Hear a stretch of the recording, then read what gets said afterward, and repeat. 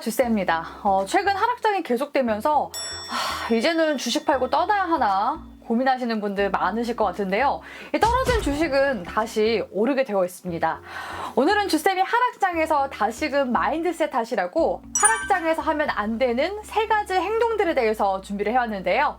영상 시작하기 전에 구독과 좋아요 버튼 한 번씩 꾹 부탁드리고요. 오늘의 강의 시작해 보도록 하겠습니다. 먼저 하락장이 나오는 이유는 뭘까요? 하락장이 나오는 이유는 다양합니다. 과거 사례들을 살펴보면 금융위기, 금리 인상, 긴축재정, 코로나 팬데믹 등 여러 사례들이 있는데요. 지나가 보면 악재 속에서도 상승장은 나왔다는 사실 알고 계셨나요? 일례로 코로나 팬데믹 사태가 2년여간 지속되었지만 그 기간 동안 대세 상승장이 나오기도 했었고요. 또 상승장에 거품이 빠지면서 하락장이 다시 나오기도 했습니다.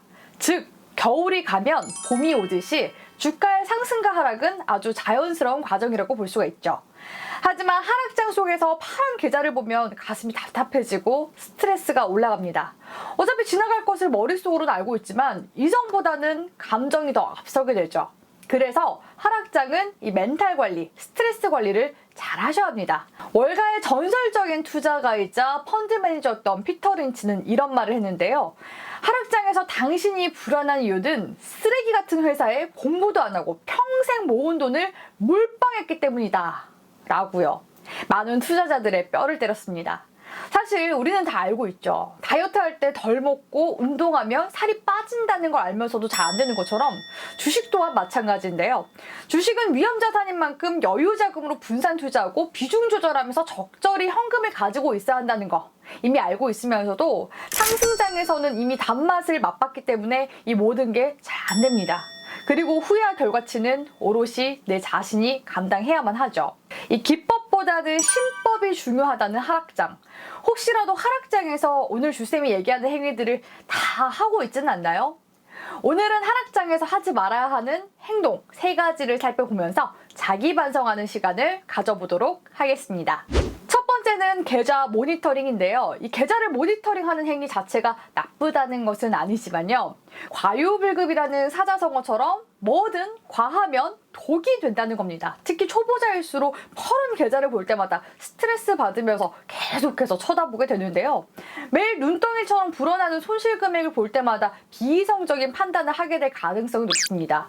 주쌤이 앞서 말씀드렸던 것처럼 이 하락장은 시간 싸움인데요. 이 시간 싸움을 현명하게 잘 이겨나가려면 스트레스 요소를 제거하는 게 좋습니다. 그렇다고 보유하고 있는 주식을 다 없애라는 뜻은 아니고요. 계좌를 계속해서 쳐다보니까 스트레스를 받는 것이니 이 계좌를 최대한 덜 보라는 얘기입니다. 물론 주쌤도 하락장에서는 손실을 봅니다. 하지만 내가 매도 버튼을 눌러서 확정 손실이 나기 전까지는 손실이 아니라는 사실을 더 잘 알고 있죠. 하락장에서 계좌 모니터링을 수시로 하실 필요는 없습니다. 장초반에 한 번, 장마 감정 한 번이 가장 적절하다고 보고 있고요. 이 계좌를 여러 개 파서 회복이 더딘 종목끼리 관리하거나 손실률이 적은 종목끼리 관리를 하시면 상대적으로 손실이 심한 계좌를 덜 보게 되기 때문에 멘탈 관리에 용이하다고 볼 수 있습니다. 대신 손실률이 심한 종목이더라도 차트로 주가 등락을 수시로 확인하시는 것이 좋은데요. 이 차트로 주가 등락을 확인하는 것과 계좌로 손실률과 손실 금액을 확인하는 건 스트레스 데미지가 다르다고 봅니다. 손실률이 직관적으로 보이면 거기서 받는 스트레스가 더 크거든요. 그래서 하락장에서는 스트레스 관리가 필수입니다. 주쌤은 단타 매매를 많이 한 날, 폭락장과 같은 특수한 상황에서 스트레스를 많이 받을 때는 짧게라도 수면을 하면서 머리를 식혀주는데요. 이 스트레스 해소 방법은 아마 사람마다 다를 겁니다. 그래서 주식 매매를 할 때 본인 성향을 잘 알고 시작하는 게 중요하다고 했었죠. 대체로 권장드리고 싶은 건 하락장일 때 본업에 집중하시거나 산책, 운동, 취미 활동 등을 하면서 주의를 분산시키라는 겁니다. 안 좋은 생각을 계속하게 되면 안 좋은 생각들이 꼬꼬무, 꼬리에 꼬리를 물게 되어 있기 때문에 긍정적인 생각을 하시면서 마인드 컨트롤 하시길 바라겠습니다. 두 번째는 손절매입니다. 손절매 역시도 잦은 계좌 모니터링으로 인해 스트레스를 못 이겨 감정적으로 매도하게 되어 손실을 보시게 되는 경우인데요. 많은 초보 투자자분들이 손절매를 어떻게 하는지 제대로 된 원칙이 없어서 손실을 보게 되는 경우가 많습니다. 하락장 시장 폭락장의 경우 삼성전자와 같은 우량 종목도 맥없이 주가가 떨어지는 경우가 다반사인데요. 즉, 이 종목이 악재가 떠서 떨어지는 게 아니라 시장과 같은 외부적인 악재들로 인해서 떨어지는 경우는 시장이 회복세가 나오면 다시금 주가는 반등하게 되어 있습니다. 주가가 떨어지는 당시에는 회복이 오래 걸릴 것 같아서 이런 이유로 손절매 하시는 경우가 많으신데요. 주쌤이 원칙이 없어서 그렇다라고 얘기하는 이유도 이와 같습니다. 투자를 오롯이 투자 관점으로 가져갈 것인지 내지는 단기 매매 관점으로 대응할 것인지에 따라서 이 손절매 방식이 달라진다고 보시는 것이 좋습니다. 삼성전자처럼 우량 종목들은 다시금 업황 사이클을 타게 되면 오르게 되어 있는데요. 하락할 때 적립식으로 모아가면 평단가는 자연스럽게 맞춰질 것이고요. 상승장이 오게 되면 수익 전환이 될 겁니다. 업황 사이클이 2, 3년 정도 되니까 이 시기만 잘 버티면 된다는 건데 이 적금을 부어봐야 2% 남짓한 금리잖아요. 그러니까 이 주식을 2, 3년 보유한다고 해도 수익률이 10% 이상 나오면 이익인 겁니다.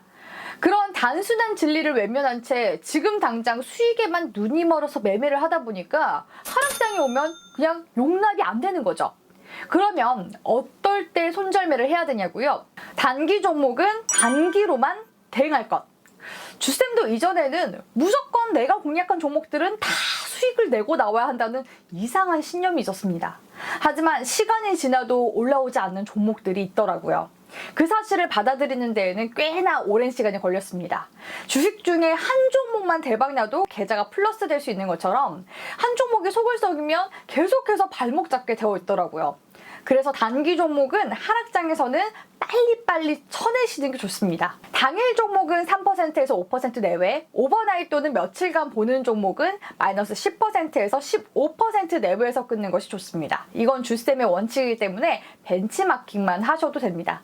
또 손절을 안 해도 되는 종목이 있다면요. 내가 기업 분석을 꼼꼼히 했었던 종목, 매출 실적이 매년 늘거나 업황 사이클을 타는 종목, 성장주와 같은 종목, 즉 이 기업에 대한 믿음이 있는 종목이라면 하락장이 오더라도 지속해서 보유하시는 것이 좋습니다. 하지만 이런 종목일지언정 손절매가 불가피한 경우들도 있는데요. 믿음이 너무 과도한 나머지 여유 현금이 얼마 없이 매매한 경우입니다. 그럴 경우에는 비중을 줄이는 관점에서 일부 매도를 하시는 것이 좋은데요. 후에 평단을 맞추시거나 재매수를 통해 해지를 할 수가 있습니다. 더 자세한 손절매 방법은요. 주쌤의 클래스 101 강의에서 세부적인 부분들 다뤄놨기 때문에 관심 있으신 분들은 여유 있으실 때 수강 신청하셔서 들어보시면 좋을 것 같습니다. 세 번째는 물타기입니다. 사실 앞의 내용들과 결은 다 비슷비슷하다고 생각을 하는데요. 대표적으로 초보자분들이 많이 하시는 질문 중 하나가 이 물타기와 추가 매수의 차이가 뭐인지에 대해서 많이 여쭤보시더라고요.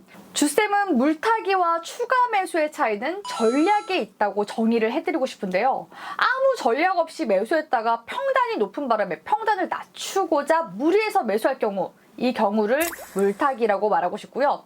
추가 매수는 비중을 처음부터 계획을 한 뒤 분할 매수 관점에서 매수 전략을 세우고 2차 매수, 3차 매수를 진행할 경우, 이 경우를 추가 매수라고 보고 있습니다. 그런데 대부분의 개인 투자자분들은 전자에 해당하는 경우가 많죠. 하락장에서 투자자별 매매 동향을 보면 외인이나 기관은 연일 매도세인데 개인만 주구장창 사고 있는 경우를 관측해 볼 수가 있습니다. 이 경우가 앞서 말씀드렸듯 외인 기관의 경우 펀드 자금을 비중이 축소하면서 매도를 하는데 반해 개인 투자자들의 경우 떨어지는 칼날을 뭣도 모르고 잡는 경우가 많아서입니다. 그러니까 이미 심리전에서부터 개인들은 기관에 질 수밖에 없는 건데요. 계좌에 찍혀있는 손실률이 크니까 반등이 빨리 나오겠지 하고 주관적인 판단을 하게 되는 거고요. 평단가와 손실률을 물타기로 당시에는 줄어들겠지만 하락이 계속 나오게 되면 오히려 손실금은 더 커지게 되는 그런 불상사가 나오는 거라고 볼 수가 있겠습니다. 여기서 추가 매수를 여유롭게 기다리는 사람과 심리전에서부터 밀리게 될 수밖에 없는 겁니다. 여유 현금이 있는 사람은 더 떨어질 때까지 기다릴 수 있는 반면 현금이 없는 사람일수록 조급한 마음에 나머지 얼마 없는 현금까지 투입해서 손실이 눈덩이처럼 불어나게 되는 거죠. 그래서 결론적으로 이 무리한 물타기는 조급함 때문에 하게 되는 거라고 볼 수가 있겠습니다. 이 물타기와 추가 매수를 꼭 해야 한다면요. 추세를 잘 보시는 것이 중요한데요. 이 첫 번째는 시장 환경을 먼저 보셔야 한다는 겁니다. 이 장이 내려가는데 내 종목이 반등을 줄 수 있을까요? 주식을 할 때는 돈이 도는 사이클과 함께 이 보편적인 대중의 심리를 이해하시고 매매를 하시는 것이 좋습니다. 시장이 추세 전환하는 시기를 찾는 것이 핵심이라고 봐도 과언이 아닌데요. 그렇기 때문에 장이 떨어진다고 해서 방관해서도 안 되고요. 장이 떨어질 땐 추세 전환 시기를 찾을 때까지 고통의 시기를 감내하며 마주 보셔야 합니다. 그래서 이 대외 시장 및 장 체크, 차트 체크는 꼭 하셔야 되고요. 굳이 계좌를 수시로 봐서 스트레스 받을 필요는 없다는 겁니다. 기회는 준비된 자에게 온다는 사실 잊지 마세요.